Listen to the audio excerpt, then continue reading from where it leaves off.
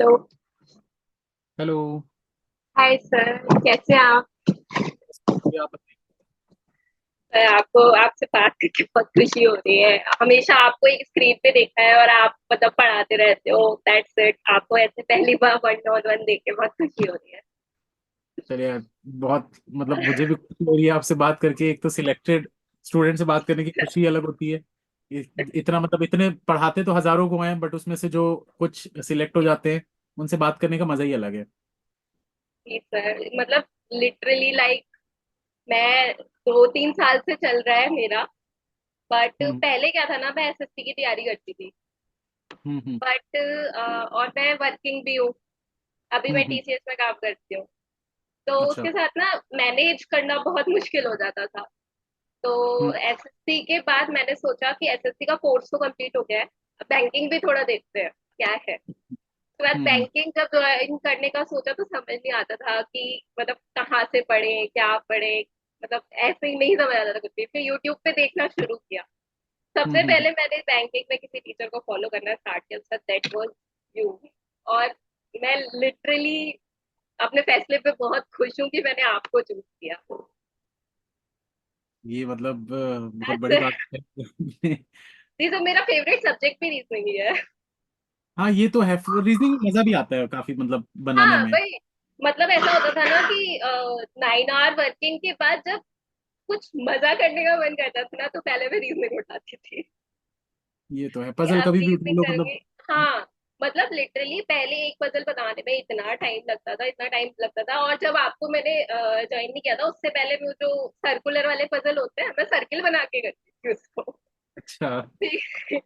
फिर तो आपने जो थ्रेड मेथड बताया सर, वो इतना अल्टीमेट था। मेरे इतनी जल्दी क्वेश्चन सॉल्व होने लगे उससे, और प्री के क्वेश्चन तो यू सॉल्व हो जाते थे। ये तो है मेंस में काफी। तो भी थोड़ा टाइम लगता था, बट ठीक है, तो बहुत हो जाता था। चलिए, अच्छी बात है। अब आपका वैसे सिलेक्शन किस में हुआ है? मेरा दोनों में आईबीपीएस पीओ और आईबीपीएस क्लर्क दोनों क्लियर हुआ है मेरा। PO in Canara bank hmm. And clerk in Indian bank. अच्छा, क्लर्क इन इंडियन, ठीक है। तो अभी ये सवाल तो पूछना नहीं चाहिए कि क्या ज्वाइन कर रहे हो, ऑब्वियसली पीओ ही ज्वाइन करोगे, तो ये तो सवाल नहीं मिलता। मैं बस ये जानना चाहूंगा कि आप फिर टीसीएस मतलब जो ज्वाइन किए थे, तो इसमें कुछ बॉन्ड वगैरह भी था या नॉर्मल ऐसे ही था बस? सर मैं 2.5 साल पहले ज्वाइन करी थी, तो 1 साल का बॉन्ड था, वो तो कब का खत्म हो चुका है। अच्छा। आज मैंने फर्स्ट हाफ ऑफ लिया है। सेकेंड हाफ हम्म। में मैं रेजिग्नेशन डालने वाली हूँ। अच्छा।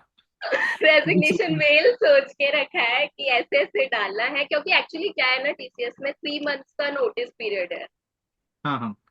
तो वही मुझे लग रहा है कि इसकी ज्वाइनिंग में अब कितना टाइम लगता है। अगर 3 मंथ से पहले आ गई तो वो मुझे थोड़ी बहुत बात करनी पड़ेगी एंड ऑल। तो वो हम्म। थोड़ा है, अभी तो ज्वाइनिंग का कुछ पता नहीं है कब आएगी कैसे। तो अभी तो सिर्फ इतना डालूंगी कि मैं नोटिस पीरियड सर्व कर रही हूँ आज से। तो हम्म। मेरा आज से शुरू हो जाता है। हम्म। वही है, मेरे पहली हिसाब से चॉइस तो मैंने जी। जी। मेरे हिसाब से तो नोटिस पीरियड अगर नहीं होगा तो आपका ज्यादा से ज्यादा 1 महीने का सैलरी जाएगा, ऐसा कुछ होगा। हाँ, वो मुझे एक्चुअली एचआर से बात करनी पड़ेगी। आज हम्म। तो मैंने जानबूझ के ना फर्स्ट हाफ ऑफ ले लिया था। मैंने कहा फर्स्ट हाफ में रिजल्ट देखना है। रिजल्ट के बीच में मुझे कोई इंटरप्शन नहीं चाहिए कि कॉल आ रही है, मीटिंग हो रही है, नहीं। फर्स्ट हाफ इसलिए मैंने ऑफ ले लिया। अभी 2 बजे से ज्वाइन करना है मेरे को। घर वालों का कैसा रिएक्शन रहा जब पता चला सिलेक्शन हाँ, हो गया? वो तो सुबह से मम्मी तो सुबह से मेरे से ऐसे ही बार बार पूछ रही थी कितने बजे आएगा, कितने बजे आएगा। मैंने ना उनको पहले बता नहीं रखा था कि सुबह सुबह आ जाता है। मैंने कहा होप्स फिर ना उनकी और ज्यादा बढ़ जाती है कि एकदम से पूछने आ जाएंगे। मैंने कहा पहले देखूंगी, पॉजिटिव होगा तो सुबह ही बता दूंगी, हम्म। नेगेटिव होगा तो शाम तक बताऊंगी। अच्छा। फिर तो मैंने 10 बजे प्लानिंग करीब सारी। थी। फुल प्लानिंग थी। 1 अप्रैल का इतने दिनों से इंतजार था, इतने दिनों से इंतजार था। मैं यही कहती रहती थी अपने कलीग से भी कि यार 1 अप्रैल आने दो, फिर बात करना मेरे से। अभी चलिए, मेरा दिमाग उधर ही है। बढ़िया बढ़िया। तो आपका सेकंड शिफ्ट कितने बजे चालू होता है फिर, मतलब सेकंड हाफ कितने बजे स्टार्ट होता है? 2-2:30 बजे तक। तो वर्क फ्रॉम होम चल रहा है अभी? एक्चुअली अब तो टीसीएस ने 5 डेज वर्किंग कर दिया है, बट मैं अभी ट्वाइस और थ्राइस ही जा रही थी। क्योंकि हम्म। एक्चुअली ऑफिस मेरा नोएडा में है। हम्म। मैं रहने वाली अलीगढ़ की हूँ। हम्म। तो वहां भी पीजी ले लिया है, बट मैं अभी 5 डेज नहीं जाती। ओके। तो अभी हम मीटअप करेंगे दिल्ली में, तो आप आ पाओगे फिर उसमें? जी सर, दिल्ली में तो कहीं भी पूरा बिल्कुल। घूमा हुआ है। हम 7 तारीख के आसपास का प्लान कर रहे हैं, संडे को। तो अच्छा। देखते, इन्फॉर्म कर जी देंगे सर यूट्यूब पे। बिल्कुल। जी सर बिल्कुल। बिल्कुल, थैंक यू। और और कुछ पीओ, अपनी स्टोरी स्टोरी कुछ बताना चाहेंगे, स्टूडेंट्स के साथ शेयर करना चाहेंगे अपनी प्रिपरेशन जर्नी या शुरुआत कुछ? सर शुरुआत तो यही थी कि मेरे को ना ये एक डर लगा रहता था कि नहीं हुआ तो क्या होगा। जैसे ही हम्म। मैंने स्टार्टिंग करी थी तो मुझे लगता था नहीं हुआ तो क्या होगा, इसलिए मैंने अपना ऑप्शन बी साथ में लेके चला। मेरा ऑप्शन ए हमेशा से था कि मुझे गवर्नमेंट जॉब चाहिए, बट हम्म। मेरे को इंडिपेंडेंट भी बनना था। कि मतलब कि ऐसा ना हो कि मुझे फॉर्म भरने से पहले सोचना पड़े कि इतना हम्म। महंगा फॉर्म मैं भरूं कि नहीं भरूं।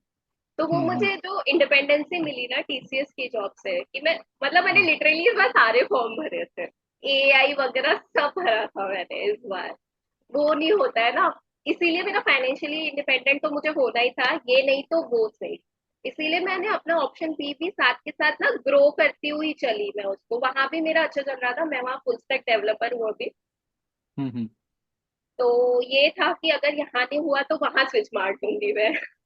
बट चलो क्योंकि मेरे को अच्छा। ना एक ये डर लगा रहता था नहीं हुआ तो क्या होगा, बट मुझे इंडिपेंडेंट तो बनना ही है, वो डर की वजह से मैंने कभी ऐसे ना डेडिकेटेडली होके तैयारी कभी नहीं करी। हमेशा मेरा वर्किंग के साथ ही रहा है कि पहले मैं वर्किंग करती हूँ 9 to 5, फिर हम्म। उसके बाद मेरा होता था कि मैं स्टार्ट करती थी, और सबसे ज्यादा ज्यादा जो मेरी वीक थी वो मेरी थी जीके।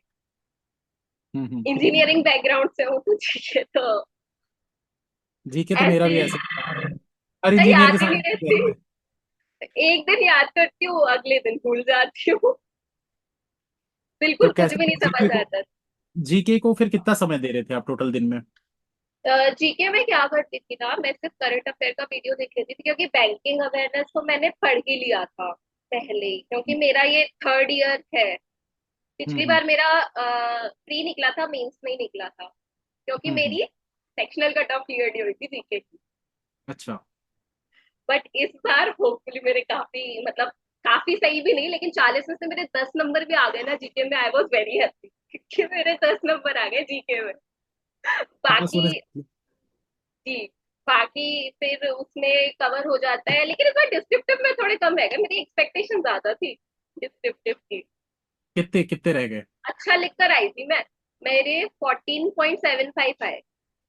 फोर्टीन मेरे पॉइंट को लग सेवन रहा था 17-18 तो आ जाएंगे ऐसे लग रहा था, बट 14.75, क्योंकि मैं बिल्कुल एग्जैक्ट वर्ड्स में लिख के आई थी, और जितना मतलब मेरे हिसाब से तो मैं बहुत अच्छा करके आई थी डिस्क्रिप्टिव।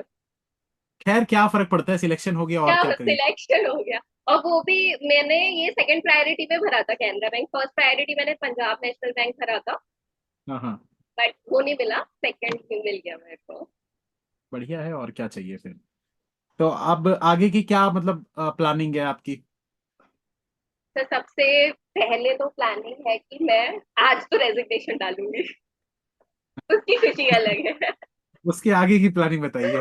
उसके आगे की प्लानिंग ये है कि अभी मैं जैसे कैनरा बैंक में ऑब्वियसली मैं ज्वाइन करूंगी, हम्म। बट मैं साथ के साथ एसबीआई पीओ की भी तैयारी करूंगी ऑब्वियसली। नहीं, ये चीज मैं सजेशन नहीं दूंगा, मतलब मुझसे अगर पूछोगे तो मैं बिल्कुल मना जी करूंगा, क्योंकि पीओ से पीओ स्विच करना मतलब बेवकूफी जी। होती है। क्योंकि कोई फर्क नहीं है, जी मतलब सिर्फ ब्रांड का फर्क है, एक कैनरा अलग ब्रांड हो गया, एसबीआई अलग ब्रांड हो गया। बट उसमें पोस्ट तो आपकी वही रहेगी ना, कोई फर्क नहीं पड़ेगा, तो जी मत जी करो ये चीज। इसमें समय भी मत, इसमें क्या हो जाएगा आपको ना, नुकसान हो जाएगा। एक जी साल क्या है, आप जब पूरा एक साल इसमें कंप्लीट कर लोगे कैनरा में, जब तक अगले साल का एसबीआई पीओ का रिजल्ट आएगा तब तक आपका इसमें एक साल का इंक्रीमेंट लग जाएगा। जी इंक्रीमेंट लग जाएगा, प्लस आपका प्रोबेशन पीरियड खत्म हो जाएगा अगर एक साल का होगा तो। जी तो जी मेन क्या जी। है, आप मतलब आपकी सैलरी ऑलरेडी 2-2.5 हजार बढ़ चुकी होगी तब तक। बढ़ चुकी होगी। हाँ, आप अगर जैब भी क्लियर कर लिए, कैब भी क्लियर कर लिए, तो आपका 3 टाइम सैलरी, मतलब 3 जी इंसेंटिव आपके लग जाएंगे, इंक्रीमेंट्स। मतलब आपकी जी सैलरी एसबीआई से ज्यादा हो जाएगी, तो क्यों आप जबरदस्ती ये चीज कर रहे हो? उससे बेस्ट देखो ऑप्शन क्या जी है, उससे बेस्ट ऑप्शन ये है कि आप जैब की तैयारी अभी से चालू करो, अक्टूबर में जैब होने वाला है। अभी से तैयारी करोगे, अभी आपके पास 4-5 महीने हैं। 5 महीने में आराम से जैब आप क्लियर कर सकते हो। एक इंक्रीमेंट आपको इसका मिल जाएगा, एक साल कंप्लीट होगा तो दूसरा इंक्रीमेंट हो जाएगा। कैब अगर आप कर लेते हो, CA, तीसरा इंक्रीमेंट लग जाएगा, आपकी सैलरी ऑटोमेटिक 8-10 हजार रुपये बढ़ जाएगी। तो इस वही चीज हो पे जाए। फोकस, सही स्ट्रेटेजी अपनाओ, ये नहीं पीओ से उठ के फिर पीओ में जा रहे, क्या मतलब। आरआरबी पीओ होता तो मैं बोलता कि चलो आरआरबी पीओ से जी। एसबीआई की तैयारी कर रहे हो तो समझ भी आता है। बट आईबीपीएस पीओ से आप एसबीआई में जा रहे हो तो कोई नहीं, बहुत उन घर पीएस तो वालों घर वालों का वो रहता है ना, एसबीआई। नहीं, उनको घर बोलो वाले कैनरा, अब उनको बोलो कैनरा। कैनरा बैंक है, देखो मैं आ गई तो कैनरा बेस्ट है। यार मेरा मेरा खुद का कैनरा बैंक में अकाउंट है, मैं लोन भी कैनरा बैंक से ही लेता हूँ, मतलब आप लग जाओ कैनरा में, जी। फिर तो बातचीत होती रहेगी। जी सर। चलिए, बहुत अच्छा सर लगा आपसे बात करके। जी, आपसे बात करके बहुत अच्छा लगा। Thank you so much sir. Thank you, thank thank you. You. आपको आपका ऑल द बेस्ट। बहुत जी, आपका बहुत कॉन्ग्रेचुलेशन। सपोर्ट रहा है हमेशा। आपकी जो बीच बीच में आप ऐसे कर देते हो ना, सुना भी देते हो, वो भी एक ना अच्छा लगता था कि आप मतलब एक बड़े भैया की तरह सुना रहे हो, और मतलब एक सही डायरेक्शन मिल जाता था। तो उसमें हम्म। बहुत हेल्प हुई है, कभी गिव अप करने का मौका नहीं मिला।